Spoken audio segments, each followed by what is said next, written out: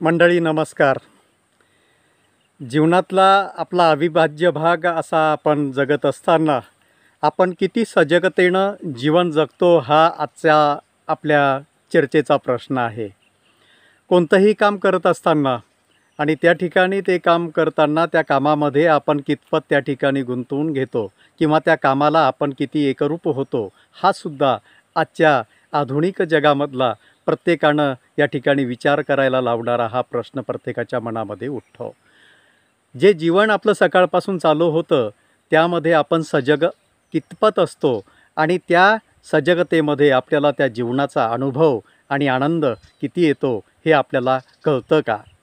या ठिकाणी आपण या गोष्टीचा विचार करत असताना जेव्हा आईन्स्टाईन आपल्या एका मित्राला त्या ठिकाणी आपल्या घरी जेवायला बोलावतात आणि जेवायला बोलावल्यानंतर मित्र आवडीनं संध्याकाळी 8 वाजता आईन्स्टाईनच्या घरी त्या ठिकाणी पोहोचतो आणि जेवण करण्यासाठी त्या ठिकाणी उत्सुक असतो.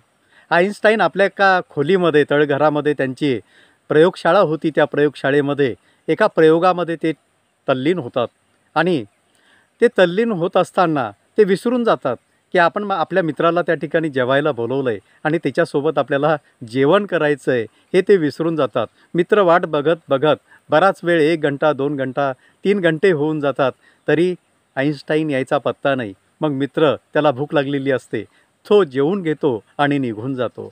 सकाळपर्यंत आईन्स्टाईनचं त्या ठिकाणी निरीक्षण चाललेलं असतं, एका प्रयोगावरती त्या ठिकाणी संशोधन चाललेलं असतं आणि सकाळी त्यांना आठवण येते की आपण तर आपल्या एका आवडत्या मित्राला जेवायला बोलावलं होतं, तो तर निघून गेला, मला आठवणच राहिली नाही.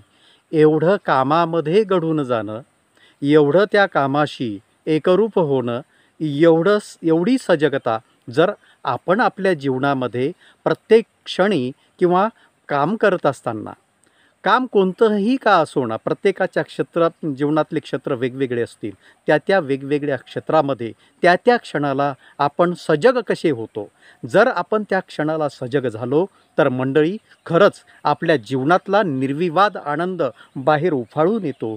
जीवन एका चैतन्यानं भरून जातं आणि खरा तो आत्मिक आनंद आपल्या चेहऱ्यावरून, आपल्या व्यक्तिमत्वावरून ओसंडून वाहायला लागतो आणि एक नवा धैर्यवाद, एक नवा आत्मविश्वास, नवी शिखरे पादाक्रांत करण्याची ताकद आपल्या अंतःकरणामध्ये येते. आपलं सगळं जग आतून बाहेरून बदलवून जातं आणि आपलं व्यक्तिमत्व वेगळ्या निखारांनी, या ठिकाणी वेगळ्या आविष्कारांनी भरून येतं, तेजस्वी होतं आणि तपस्विता आपोआपच आपल्या जीवनामध्ये अंतर्भूत व्हायला लागती आणि आतून बाहेरून जीवन या ठिकाणी बदलून जायला वेळ लागत नाही. फक्त आवश्यकता असते त्या सजगतेची.